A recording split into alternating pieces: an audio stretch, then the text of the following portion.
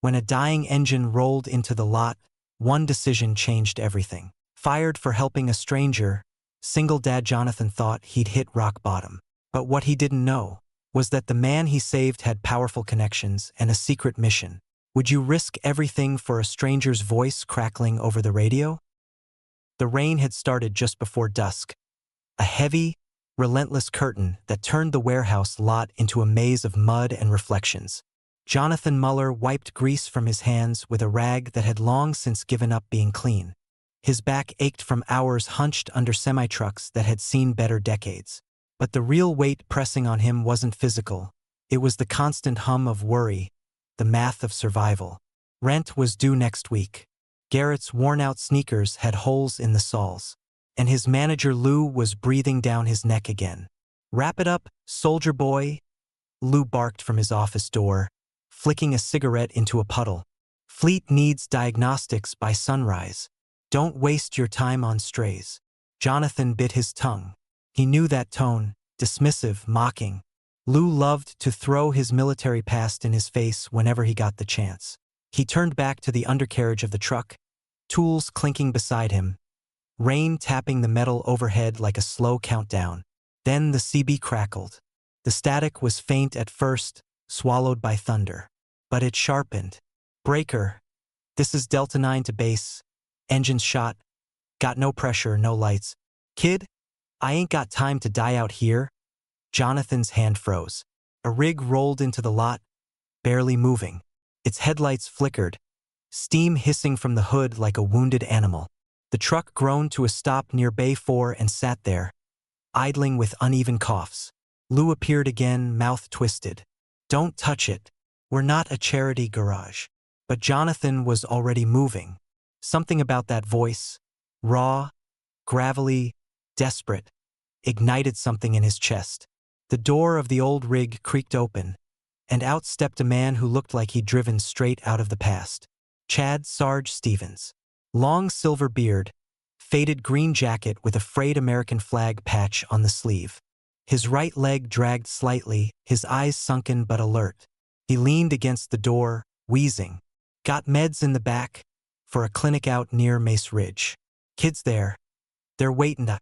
Jonathan didn't ask for permission. The rain came harder as he opened the hood. The engine compartment was a mess of heat and damage.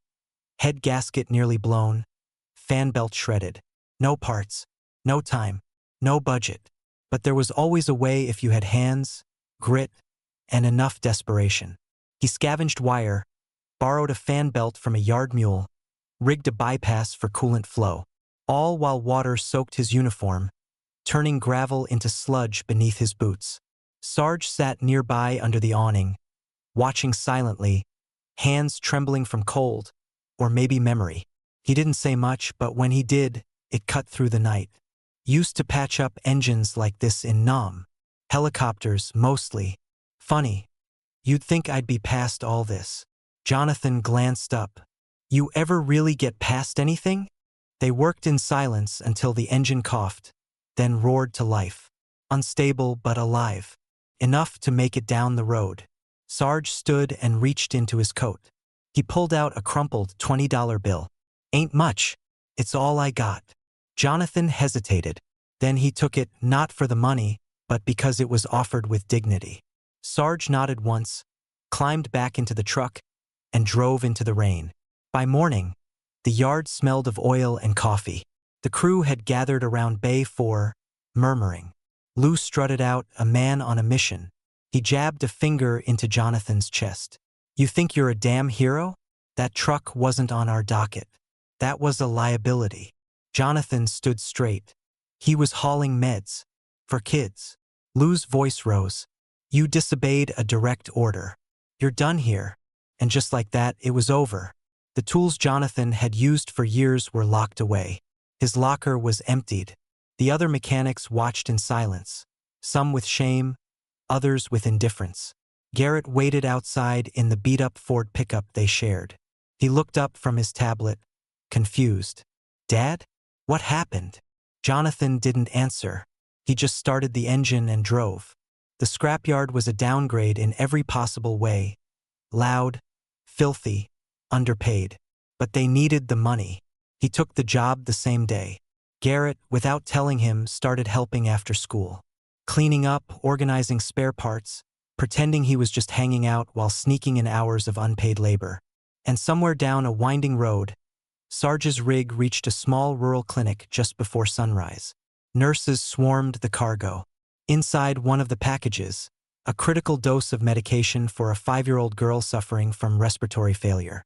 The doctor later told Sarge they were minutes away from losing her. Sarge didn't stick around for thanks. He pulled into a rest stop, poured black coffee from a thermos, and picked up a burner phone. His hands shook slightly as he dialed. "Kenny, it's me. Listen, I need to tell you about a mechanic I met." The mansion sat like a fortress at the edge of the pines, glass, steel, and stone carved into perfection. A private gate buzzed open as Sarge's battered rig limped up the drive, coughing gray smoke that looked out of place against the manicured hedges. A security guard raised an eyebrow but waved him through. No one denied access to someone with the last name Stevens. Not even that Stevens. Kenny Stevens, in his crisp shirt and tailored slacks, stood on the marble porch, arms folded. His silver hair was perfectly styled, his smile practiced but genuine. "You look like hell," he said. "Yeah," Sarge rasped, climbing out of the cab, "but I still showed up." It had been years since they'd seen each other. A few sporadic phone calls, one funeral, and now this. Inside, the house was quiet, too quiet. Sarge scanned the expensive silence as they walked through the modern kitchen toward Kenny's office. Mahogany shelves, awards, plaques. A photo of Kenny shaking hands with the governor. Another of their parents, long gone. Sarge sat heavily on a leather chair that resisted his weight. "I met someone," he began, "down near Chesterfield. Mechanic. Good one. Guy didn't ask questions, didn't ask for money. Just fixed the damn truck and sent me on my way." Kenny raised a brow. "What's his name?" "Jonathan Muller. Single dad. Vet. Same eyes I had when I got back." Kenny didn't say much, just leaned back and laced his fingers together. But Sarge could tell. Something about that name, that story, lit a spark behind his polished exterior. Meanwhile, across town, the scrapyard roared with the sound of crushing metal and diesel engines. Jonathan moved through it like a ghost, hands working, mind elsewhere. The job was demeaning, the pay insulting, and the company worse. His new co-workers, a trio of bitter men who hadn't smiled in decades, treated him like an outsider. One of them, a guy named Red, made it personal. "Heard you used to be a soldier," Red sneered, spitting chew near Jonathan's boots. "Now you're just another grunt shoveling junk." Jonathan didn't rise to it. He'd been through worse.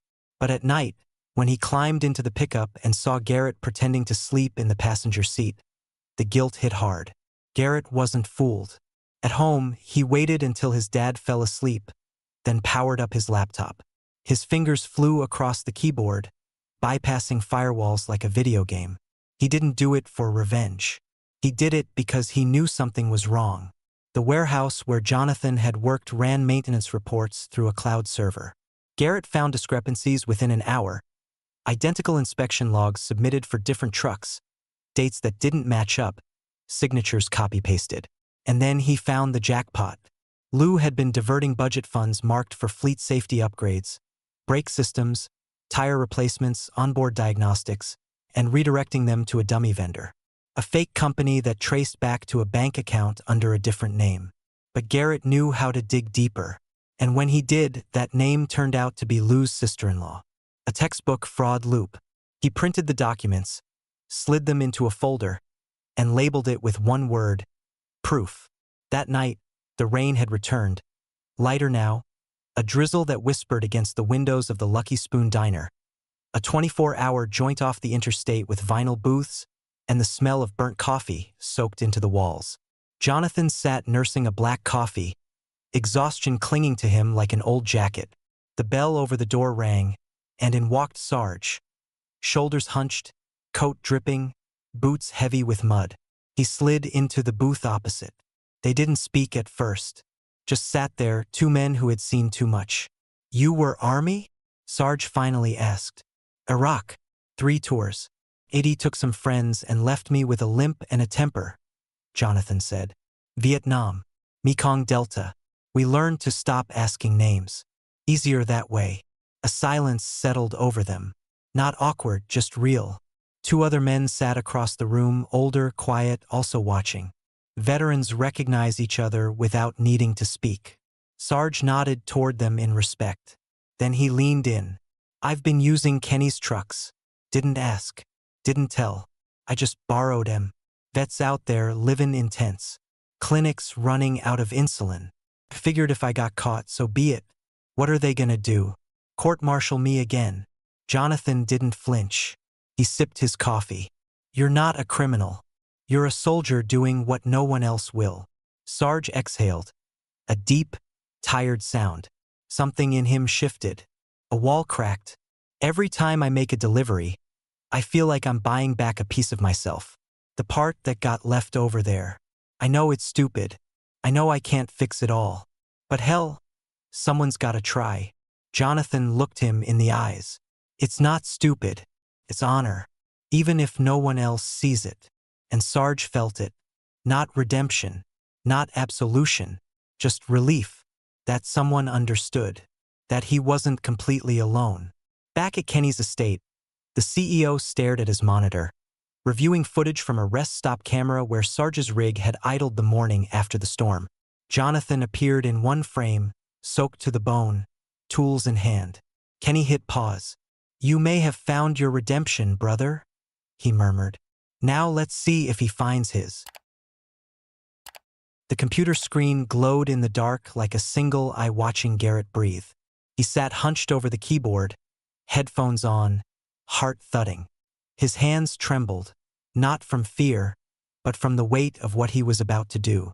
On the screen was a folder labeled Safety Violations and Fraud. Inside it, emails, falsified maintenance logs, siphoned invoices, and the final touch, an anonymous tip written in plain, careful language.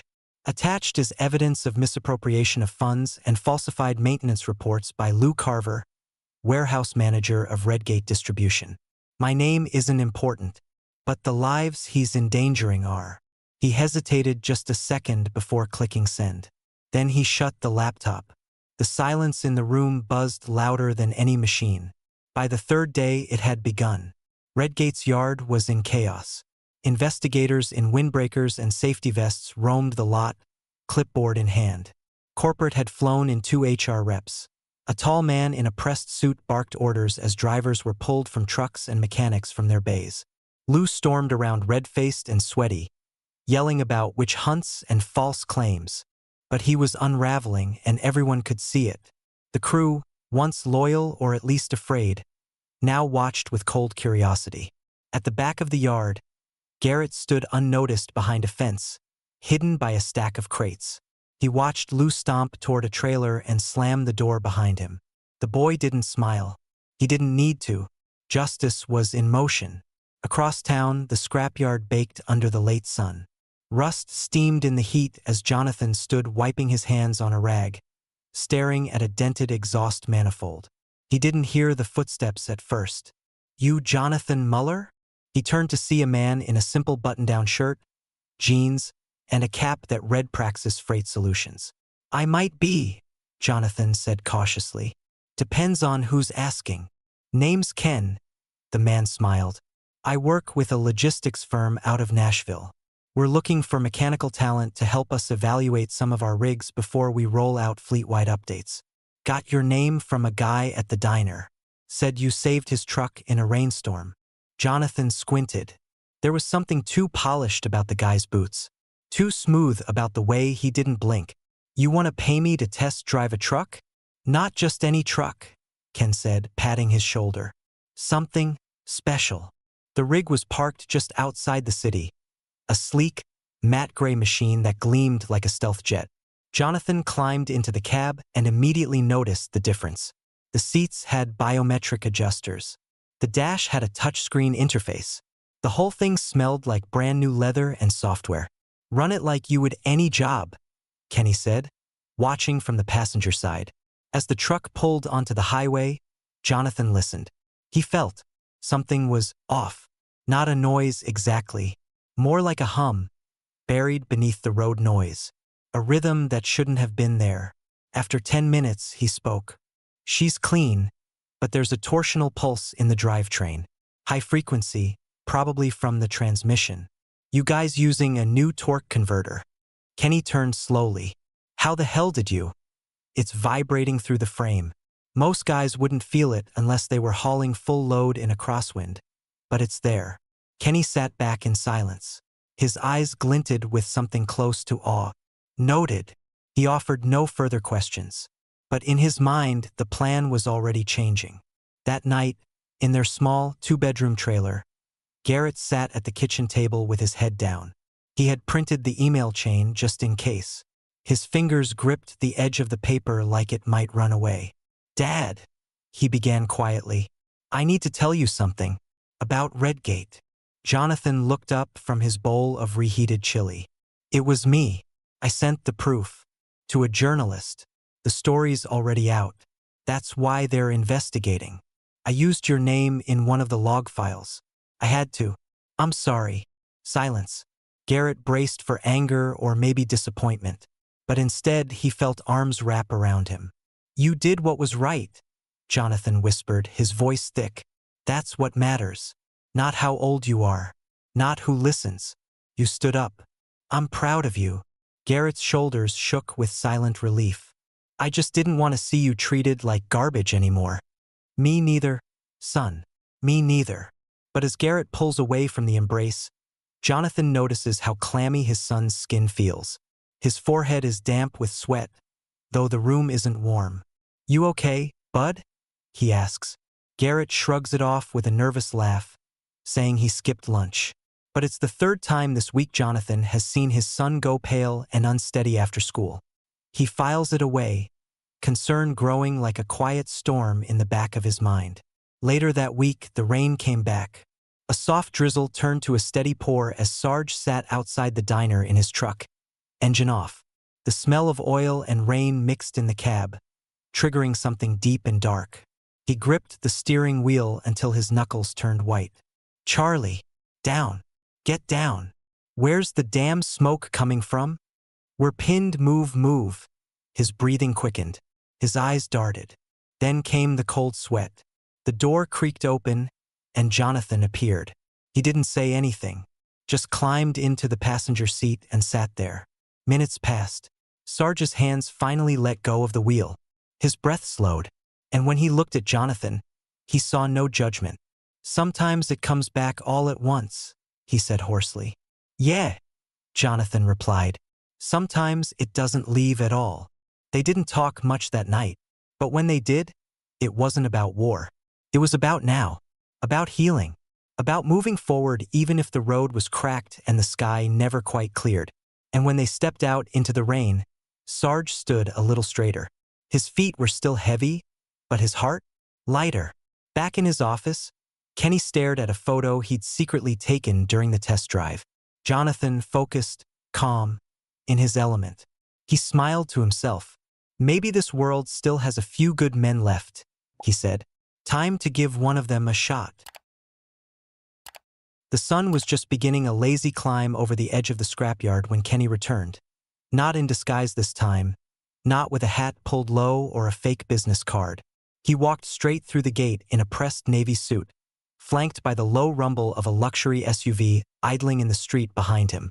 Jonathan was under a busted school bus, trying to loosen a rusted bracket. He recognized the shoes first, clean, polished, out of place. "So," Jonathan said, sliding out with grease on his shirt and a socket wrench in hand. "Recruiters wear Rolexes now?" Kenny chuckled, brushing rain off his shoulder. Didn't lie about being impressed, just left out a few details. He reached into his coat and pulled out a folder. Crisp, thick, weighted. "My name's Kenny Stevens, CEO of Interstate Freight Solutions. We operate over 2,000 trucks nationwide. But this," he tapped the folder, "this is for you." Jonathan opened it slowly. The top page read, "Offer of employment. Lead field mechanic, Interstate Freight Solutions." The next lines blurred for a moment. His eyes tried to focus, but his mind had slipped behind, caught in a storm of disbelief. A six-figure salary, a full relocation package, a team under his command. And at the bottom, scribbled in blue ink, "We don't move trucks. We move people." Then Kenny added quietly, "And full medical coverage. That includes dependents." Jonathan looked up, suddenly alert. "What do you mean?" Kenny exhaled. "I'm not just offering this job out of charity. My brother trusts you. That means something. But I also did my homework. Garrett's been to urgent care 5 times in the past year. Unexplained fatigue. Elevated heart rate. He's hiding something, and you're too busy surviving to notice." The wrench fell from Jonathan's hand.